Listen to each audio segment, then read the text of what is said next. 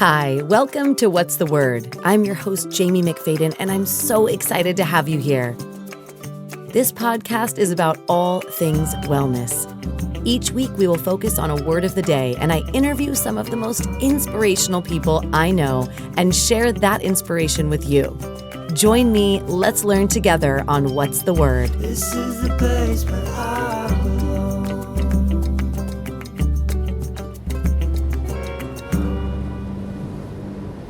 Hi, and welcome to What's the Word? I'm your host, Jaime McFaden, and this podcast is about all things wellness. Each week, we focus on a word of the day, and to kick it off, today our word is worthy, which by definition means having or showing qualities or abilities that merit recognition in a specified way. I am so excited and honored to have Dr. Chris, neuroscience educator, with me today. You chose this word, so we're going to get right into it. What made you choose the word worthy today? And what does it mean to you? So first off, I'm just going to have to be like straight up honest here because we've had a bit of a giggly intro. You're like the word of the day. And does like everybody remember that high school like version of themselves, like the word of the day and like inappropriate joke to follow? Well, yeah. Like that inappropriateness is like, oh, I have the polarization of like, this is socially appropriate and this is like actually appropriate for a podcast. Well, bringing that into worthiness, the only way that I found my worthiness was like hitting fucking rock bottom. Oh, see, I made it, 30 seconds without dropping it. My bad.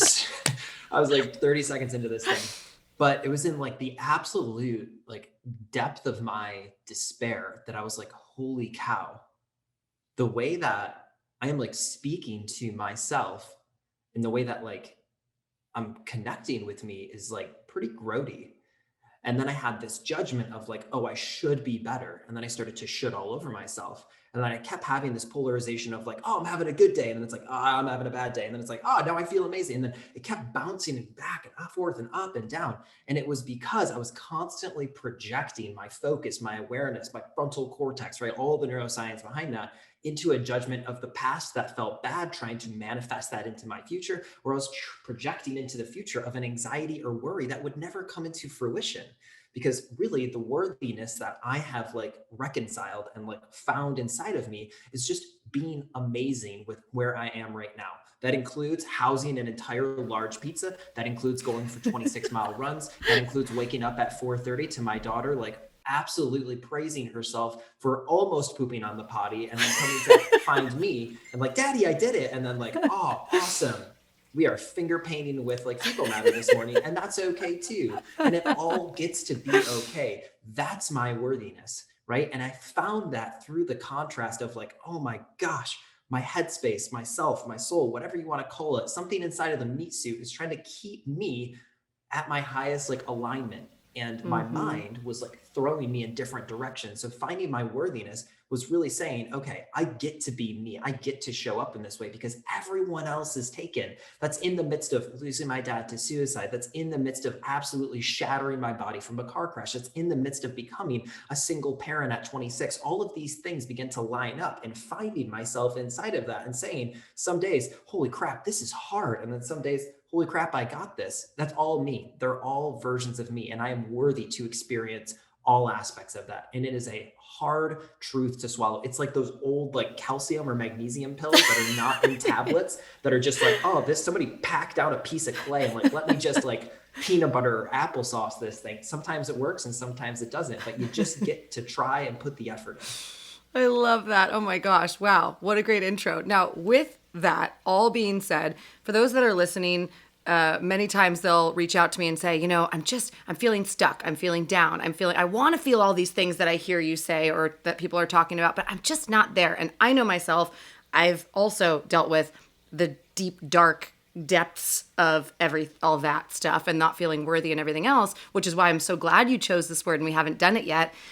What would you say to someone or your younger self or yourself when you weren't feeling worthy, now looking back at what you know today, like what would you share to that person? Oh, I would ask them the single question, where are you right now? Right? Because most of the time, if you feel stuck, it's because you're not inside of the car, like hitting the gas, or even worse, you're inside of the car, hitting the gas and the brakes. So I want to talk about this in like contrasting ways. So you're a female, I'm a male. Men, I tend to find like they numb it in. And like, how do you feel right now? And they're like, I don't feel anything. And for the men out there listening to this that are like, I don't feel anything. It's not that you don't feel anything. It's you're feeling everything, right?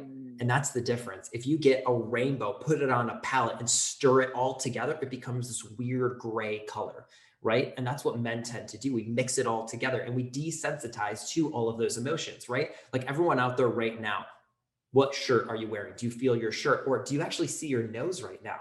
No, you've desensitized to it because it's no longer in your focus. It's no longer in your vantage point. Now, on the opposite end of that spectrum, I think women are like the key to like helping men facilitate that, because you extraordinary beings are expressive in the way that you show these things. So when you feel like you're stuck, I can ask you a question like, you feel stuck? Sweet. Like, can you help like put some language behind that? Where do you feel stuck? And like, what does it feel like inside of your body? And more often than not, women go, oh my gosh, like I feel stuck like right here. It's like in my heart or it's in my throat. But if I ask that to a man, they're just like, why? And it's like literally, and I'm not trying to like blame or shame men, but the question I want everyone, if they ever feel this stuckness, to ask is like, where did you go? Right? Because if you were in your body right now, you would just become the observer of everything else, right? And this is why mindfulness to me is so crucial to like getting back into like this moment right now.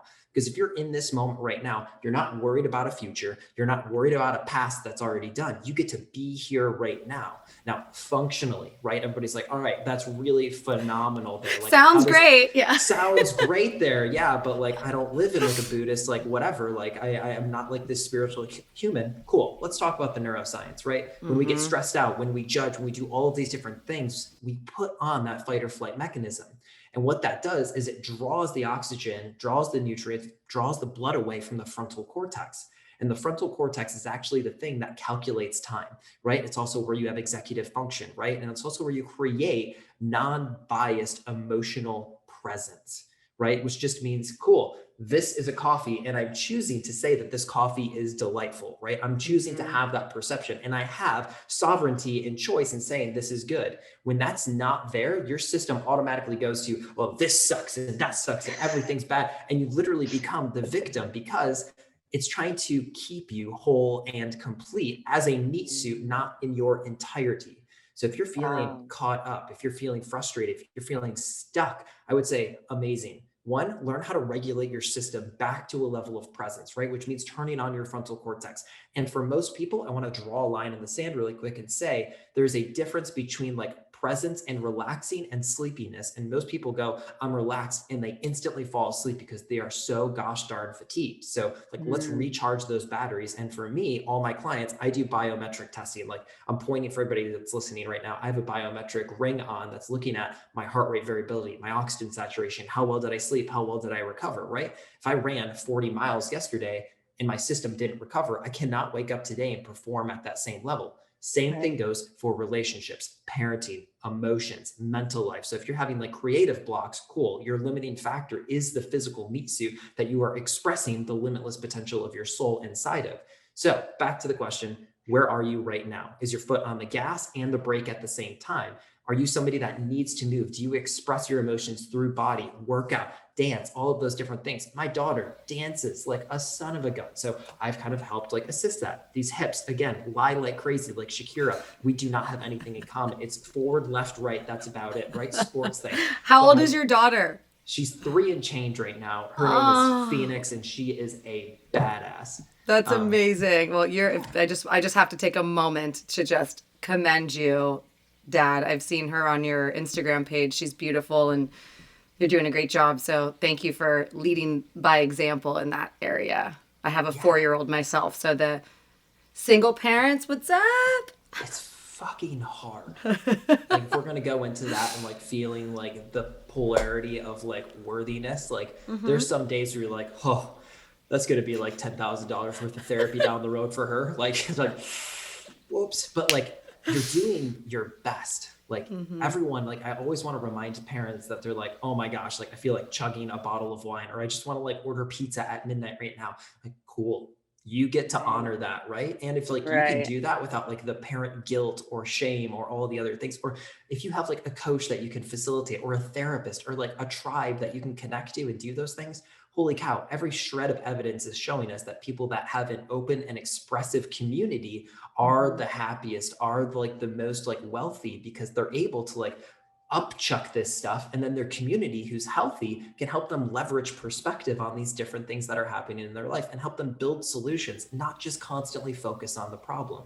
So you just brought up, I hate to interrupt you, I just have to tap into this, because as we're talking about the word worthy, and for anyone that is listening or watching and has either felt depressed, anxious, fear-based, all of these different things, I know a lot of the times a common thread is, well, I feel alone, I feel isolated. As much as I'd love to have this element of community or the luxury of going to get therapy or, all of these things, I don't even know how to begin there. So do you have any tips for anyone that's, maybe listening or watching and going, okay, yes, totally resonating, but I don't know how to find my tribe. I don't know where to look. And I'm, feared, nervous, having anxiety, even thinking about telling people, because a lot of the time there is this shame element to it. And I know, like, I experienced that as a young kid, and I lost my dad when I was a teenager and went through all of this stuff similar to what you're describing. And so I'm thankful that I got to experience the dark so that I really could understand the light and realize the present moment is such a beautiful gift.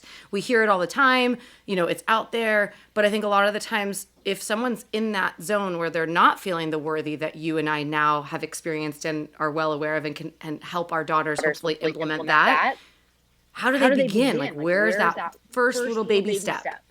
Oh my gosh. Like, holy shit, Batman. Like, what a good question. And it's one that I get so often, since like we're in the midst of like this fun little pandemic thing. Like, oh, like Dr. C, like that's such a good, yeah, I'd love to go out and like socialize, but like pandemic things. And I'm like, okay, cool. Phase 1, know how you regulate.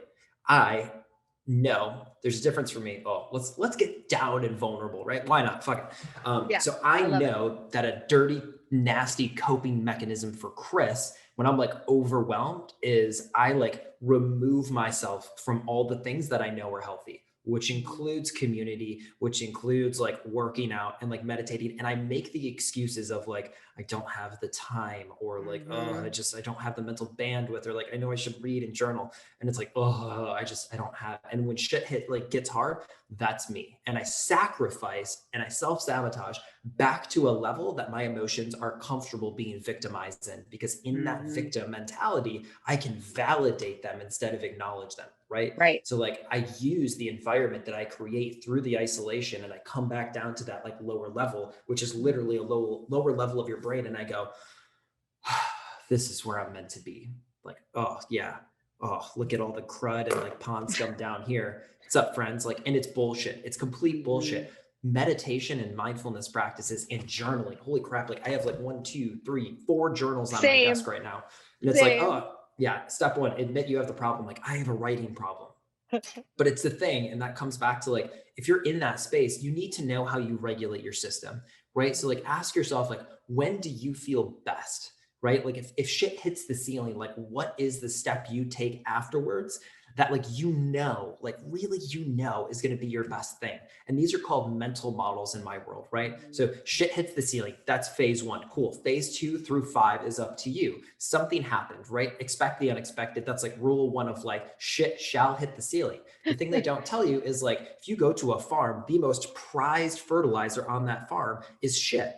Right? So take that shit and let's plant some seeds of potential, which is going to require a small investment of your energy and time right now. But in like a day, 2 days, 3 days, a month down the road, you're going to be like, oh my gosh, look what grew out of that. Because like, I don't talk to like successful people that are like, you know what? I really got the clarity I needed when I was on a jet ski in the Bahamas. That was the clear defining moment that allowed me to express my soul's desire. It's like, no. I went through a divorce, separation. Right. I was crying on the bathroom floor, eating Cherry Garcia at 2 a.m. Like shout out to me last week. Like all those different things come in and align. And it's in those moments where I go, that didn't work. And I can go, awesome. And I'm not going to judge or shame or blame myself for those things, but that's how I've learned to regulate. So I know when shit hits the ceiling, I walk. I have a pair of get shit done walking shoes. I leave the phone. I leave everything. I take this tiny little awesome journal that my friend made. Love it. Pockitudes. And it has inside of it 3 little steps that you can like write down, things that you're grateful for, right? So in the midst of my like absolute dog shit experience, I write, this is happening for me, right? I have not died from any of those things. And right now, my system is trying to convince me that this maybe small or big thing shall define me, label me, confine me, and restrict my infinite being. And I know that that's not true. Now, the biggest and longest distance that anyone's going to have to travel is from their brain to their heart, making a thought become an emotion, create an experience, which is a feeling, right? Emotions and feelings are not the same thing. Emotions are this biochemical neurotransmitter little expression, last about 17 seconds, right? A feeling is a nervous system. It's coherence, right? Vagal tone, right? It's a state of existence. And that's a huge difference. And all right, I feel something. Cool. What is that feeling? And your system will perpetuate it, right? It creates these states for us to actually get things done. Like right now, I am so excited. You can obviously tell I'm through the roof, pumped to be here. It's a state that I'm existing in. It's not neurochemistry going and going and going and going, because it's an efficiency exchange. Like it takes a lot of energy to make hormones, makes a lot of energy to make neurotransmitters, takes a lot of energy to do that. But what they do is act as triggers to stimulate myself internally to reflect what's happening in my external environment. And that's the transition. So take the intellectual knowledge that you know, right? And if you don't have any like proof of that, go to the past, look at all the things that have happened to you, and you are still alive, still thriving, still worthy and badass as ever. Awesome. Now I have just a little bit of evidence to start building the bridge intellectually and bring it down into my body, which we call somatics, right? Expressing feeling inside of the body. When you bridge that gap and know how you can take intellectual information and create a somatic experience, that is neuroplasticity in motion. And when you master that for yourself, I say master with quotation marks because there's never ever a destination to this thing. You genuinely get the keys to the universe. You say, no matter what happens externally, I dictate how I feel, think, and express, and therefore act. Right? We always talk in business about like, oh, you got to take the next big step. You got to lean into that next season. You got to take massive action. Yeah, well, you need to facilitate it with a GPS and a compass, because I see so many people taking massive action and they're like headed off the edge of a cliff. Like you have no GPS, you have no direction. Like, how about we like slow it down for a minute, right? Take the foot off the gas and like, let's just hit the cruise control on that for a minute and let's just be present. And now like take a second. So if you recognize that you catastrophize things, cool, breathe for a second, be aware of the thoughts, right? Which is like, for me, my like blinker blew out like 2 days ago. And instantly my nervous system, because I've had a string of traumas come up, goes, oh my gosh, I'm going to get pulled over on the way to drop my daughter over for school. I'm going to miss my calls. I'm going to miss this consult. They're going to take my house. And instead of like getting on that crazy train, I could just watch it go by and wave at the conductor and say, you enjoy like hell, like I'm going to stay up here on the high road. That's what mindfulness has presented to me. So building all of those bridges has allowed me to facilitate the expression of, I don't give a hell what's going on external. It could be a hurricane, Sharknado. Cool. What an experience. Not a lot of people get to see a tornado, Sharknado, hurricane. How awesome is that? It's going to be a lot of content for me in the future. So drop in, know how to regulate, and then know how your body goes from thinking to being. When you master those two things, you've created neuroplasticity. You will rewrite your brain by changing your mind to redefine yourself and find the worthiness in this moment. Wow. Yes to all of that. And now what I want to ask you about that is, would you say to someone listening about everything that you just said and being able to regulate, is it kind of like, can you think of it in a way of like exercise or building a muscle where it's like the more you train it with these incremental steps, like baby steps? Because the way I work in my business is baby step approach to have big results, right? It's like over time, drink that extra glass of water, you know, and it's all these things where sometimes people go, that's it. That just doesn't seem like enough. And you just tapped into it. We're conditioned by so many things around us saying, do the big leap, do the big this, but then you're scattered running side to side instead of up the field. So what would you say to someone listening that's going, okay, I'm totally digging this. I like it. I'm thinking I want to start doing these things. Is it like a muscle? Is it like building a muscle? Yeah. So there's something in neurology. It's kind of like a neuropsychology, and it's actually misnamed, but it's called Hebb's law. What fires together wires together. So essentially, I'm a big fan of the 1% shift every single day. This is why I'm a big fan of rituals. That's why I wake up every day, 4:44, 15-minute meditation, downstairs, 20 minutes of yoga, 20 minutes Tabata, coffee, journal, read, start meal prepping for my daughter. Muffins are in the oven. So when she wakes up, she's having the somatic experience of like, Yeah, Dad's making like smells scones good. downstairs. Yeah. So I'm creating that. And Right. prior to that, I'm making sure that I fill my cup up. So what I tell people and what I invite them to think about, has a tsunami ever destroyed a mountain? No, right? It's this big grandiose thing and everybody's like so afraid of it. What that really is this momentary experience. It causes some destruction, but you are the mountain, right? You define yourself, and there's going to be stuff that tries to blow you away, and it might take away some of the village and some of the things on the external, but you are strong and resilient. What actually dissolves the mountain, right? The stalagmites and stalactites, it's the dripping of water, the slow, constant dripping of water. That's the kind of force that I tell my people to be. I don't want you to be this tremendous tsunami that everyone is like, so like, oh my gosh, look at that, right? And the other example I get is there's a firework and a cannonball, same amount of gunpowder, same amount of force. One goes up, looks really, really busy, really, really beautiful for a hot second. Did it actually get anything done but a little bit of entertainment? Not really. Cannonball has direction, force, objective. It knows where it's going and it gets shit done. Be the cannonball, right? Have direction, have focus. And then remember that you are this strong and resilient human being, and that your nervous system thrives, or your survival nervous system wants you to have the next dopamine hit, right? So it wants you to wake up and it's like, is that donuts outside? What? And some sick bastard drives around our little like neighborhood here and he fries donuts in the back of like a van, like a sick puppy. And like, I know my nervous system's like, oh, I want that. Cause like when I get stressed out, your body craves carbs because it's instant Right. energy to put sugar into the system and then spikes your, and then it's just it's a constant feedback loop. And some of us are way more sensitive to that than others. So if you recognize that, no, reel it back in, right? The only thing you owe yourself right now, 1%. And what is that 1% today? If that 1% is just getting your ass out of bed at like noon, phenomenal. Good for you. Congratulate, celebrate those small victories. When you celebrate, you drop dopamine off in new pathways, not addiction pathways, not shame pathways, but it's wiring in using neurochemistry to create a new state of existence. Those are the people that I recognize are successful. They're not cool. We're going to build Rome today, right? Like if it's not done by the 5 o'clock whistle, like shit's going to hit the ceiling. Like I will destroy your life. It's like, no. Brick by brick, mile by mile, step by step. Like when I go out for really long runs with my daughter, she knows, like she asked me to like, Daddy, how far are we running today? And I say, how many books you want to bring? And she goes, like 10 books. I'm like, we're going to bring 10 books, which for me means, cool, we're going to go for like a 6-mile run. And she reads books to me as we run. Step by step, like mile 6, my system's like, you're going to die, bro. Like, you can't do this, you big, stupid idiot. And I'm like, no. And I get to observe the process of that. Right. So when you're able to do that, you can really kick it into the next year. Well, so, okay, you tapped into a couple of different things that I want to touch on. So one being, you talked about addiction. And right now, especially, addiction's higher and soared up bigger than it's ever been before.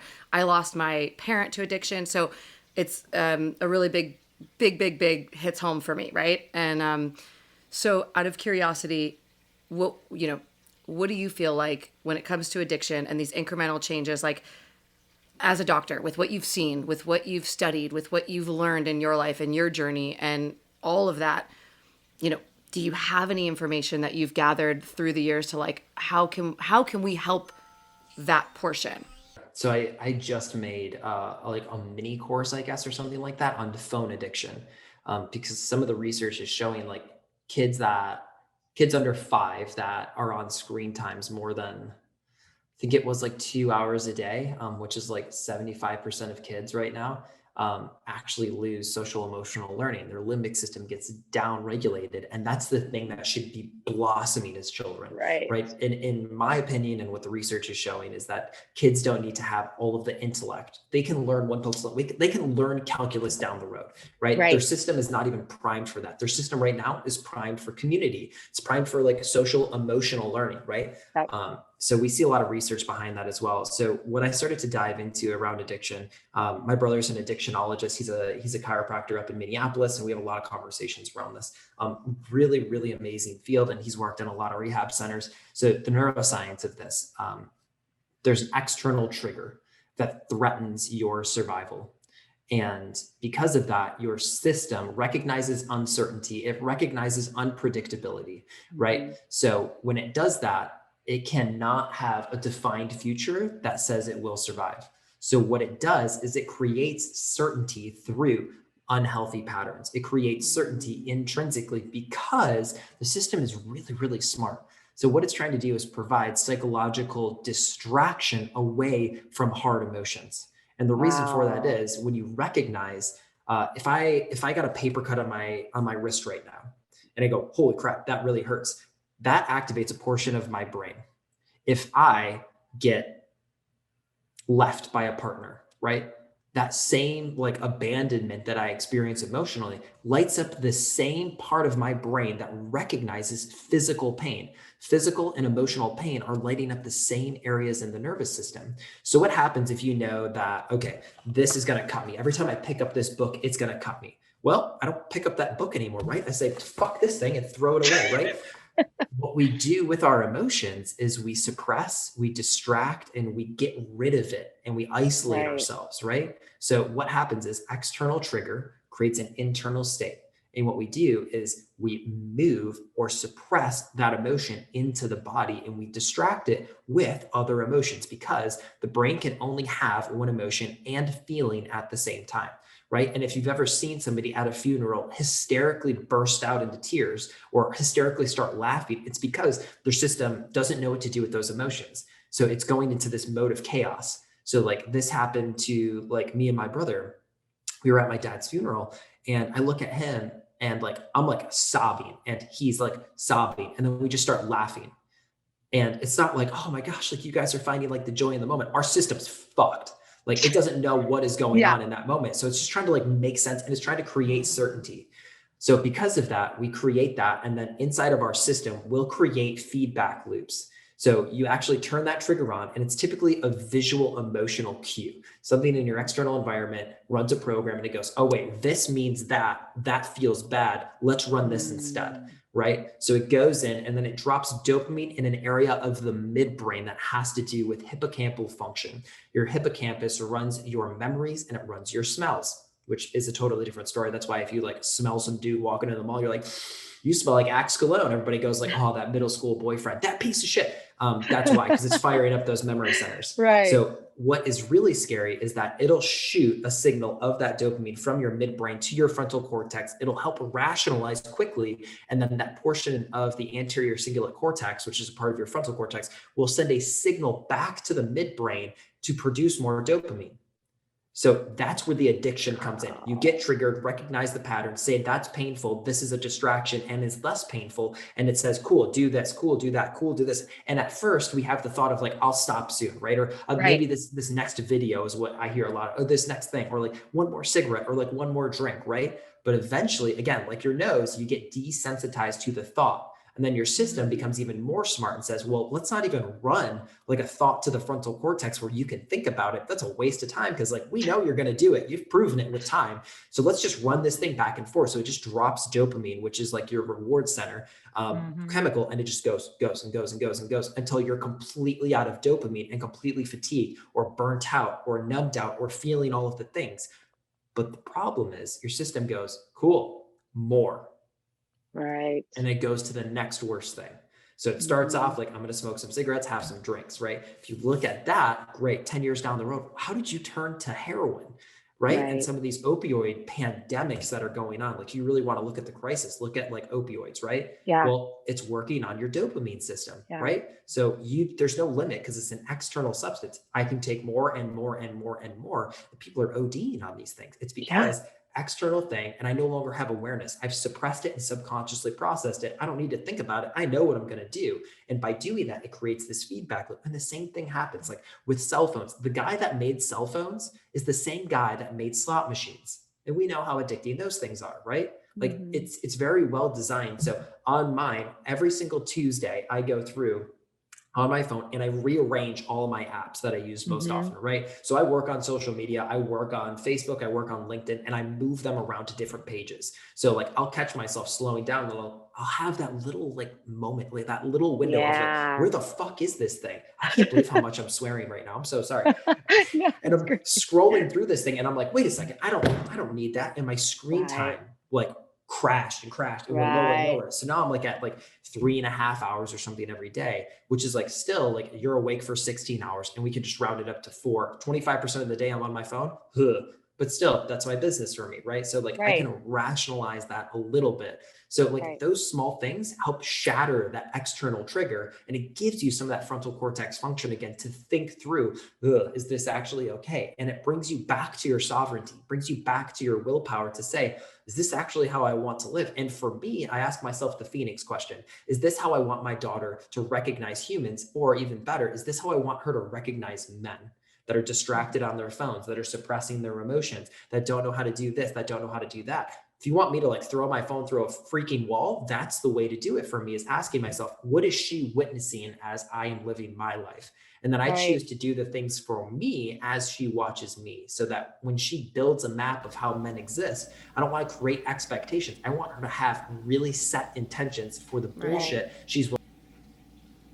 I love that. And I think for anyone that's listening that has a child, I mean, I'm certain that we all can feel that. And my tagline in my business is lead by example and put your oxygen mask on first, because ultimately, as much as we want to tell our kids this and tell people this and tell them this, maybe you and I can have this conversation and understand things differently because we've been through it, we've done some of the work and, continue to do it.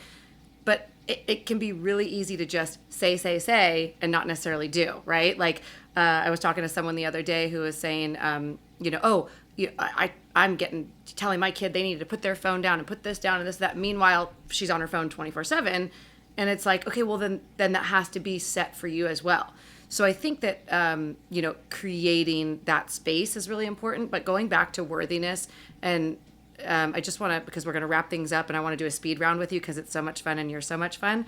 I think that, if you have any final words, and I want to dive deeper into everything that you do because I could just geek out with you for hours. So yeah, we're going to do that. But for the sake of our time purpose and this interview today, what would be, if for anyone that's listening right now, what is your biggest takeaway in regards to worthiness and what you want to send them home with? Self-care is not selfish. So this is going to be a huge shout out to my type A overachievers and to my like full-time parents, to the single parents out there. Like, take time for you, right? Like, you find yourself in the silence of like whatever you want to do, right? So I think the universe sings in silence, right? And I think that we are this like supernova dust, which is like scientific, right? Like, we literally came from the inside of a star that exploded with like 1 billion tons of like TNT. Which is so cool. And it's somehow over billions of years collected so that we have this opportunity to express ourselves and our genius and our like footprint on the universe right now. And you find that through silence, for me, right? So like, take yourself on dates, single parents, like type A people, like, when does work stop, right? Like, set some rules for yourself to like exist, right? Like, I think so many of us live in this burnout culture, especially entrepreneurs out there that are just like, I'm going to go until like I got sleep when I'm dead, or all these other things. Go look at the entrepreneurs that are thriving, like the ones that are like happy, healthy, wealthy, wise. Steve Jobs, like, rest in peace. His favorite book was Autobiography of a Yogi. Homeboy was going for 40-minute walks 3 times a day and doing like 90 minutes of yoga like 6 times a week. Like, he had it tuned in, and it unfortunately happened that he got cancer the way that he did. But like, he found the time for like that level of presence. So like, be selfish with yourself sometimes. Like, this is a permission slip right now to do what you want to do that your system doesn't want you to do. Right? For me, it was taking myself out on dates. Saturday night, I get a sitter and I go like take myself out on a date because I'm worthy to take myself on a date. Right? And by doing that, I strongly believe that I'm activating somebody else in the external world that's going to be doing the same for themselves. So if I do call in a relationship, I'm not calling in two halves to make whole. I'm bringing two wholes to make like us in this existence and doing this together. So like, I don't need you, you don't need me, but thank you for being a mirror to this experience. So that would be the thing, is like have some rules for existence. And if they feel like confining or limiting, I would really begin to like slow down and see what works and what doesn't work. For me, it's journaling, reflection. And like, I love being a scientist of my own life and like calculating and seeing, well, what worked, like what allowed me to show up today, crazy as all hell, to like have this conversation with you. So I go back to yesterday and say, well, what did I do? And then what did I do today? Right. Like, awesome. I feel good. And now I'm going to do that again tomorrow. So being curious with life. I love that. And I think so much of that too can come, like, stems from, I see it with my daughter every day. She inspires me every day, every second of the day, even when shit's all over the place, literally, like you were saying, finger painting with poop. I was laughing. I'm like, well, luckily you can't see me right now. But yeah, I love that. And to everyone that's listening and watching, I mean, I feel so blessed to have met you. Thanks, Clubhouse. I feel so blessed to have met you and to connect with you. And I can't wait to chat with you more and share so many of your goodies. So what I'll be doing is I'll link your website, your podcast. What's the name of your podcast? A Healthy Mindfuck. Oh, love it. Okay, great. Well, I'll be linking all of those goodies. And then real quick before we sign off, I just want to do a fast speed round with you because it's just fun. Okay, you ready? Subconscious mind, trigger. Pizza or tacos? Oh, pizza. Least favorite exercise? Burpees. That's everyone's. Go-to karaoke song? Journey. Spirit animal? Unicorn. Something you're afraid of? Abandonment. What would be your superpower if you were a Marvel comic? Making almond flour pancakes that taste good. And what's one song that always gets you on the dance floor? Oh, what's one song that always gets me on the dance floor? Right now, when my daughter's at school, I listen to Taste with like, I have a big speaker with some nasty bass on it. And like my neighbors know, like that's my pump up song. So like before we were like jamming out on this, speakers blasting, windows shaking on the house. That was it. Love it. Okay. And then last but not least, who is your biggest inspiration? My daughter, hands down. She's the best teacher. It's impossible. Like parents out there, like we have like such a cheat code to like, why are you doing that? It's like, oh, you are me mirroring back like something. And oh, thank you, sweetie. Yeah. Thank you so much. Greatest teacher in the world. Oh my goodness. Okay. Well, I love that. And I feel like you just wrapped everything up with a bow. As we talk about the word worthy today, I mean, to everyone right now, just remember from both Dr. Chris and myself, you are worthy. We have grown through the dirt quite literally, and you brought up so many great analogies of the shit and all the things that flowers grow through and how we can plant these seeds step by step, little baby things. Like I said, I thank you so much for your time. Thank you for what you're doing and your gifts that you're sharing with the world. I look forward to connecting with you more, and I hope that you have a beautiful rest of the day. And to everyone out there watching and listening, sending love, you are worthy. And that's our episode of What's the Word. Thank you. Thank you for joining me here at What's the Word. Follow us on social media with the links on the screen, and don't forget to like and share with your friend. Your support helps us grow and continue to make inspirational content. See you next time on What's the Word.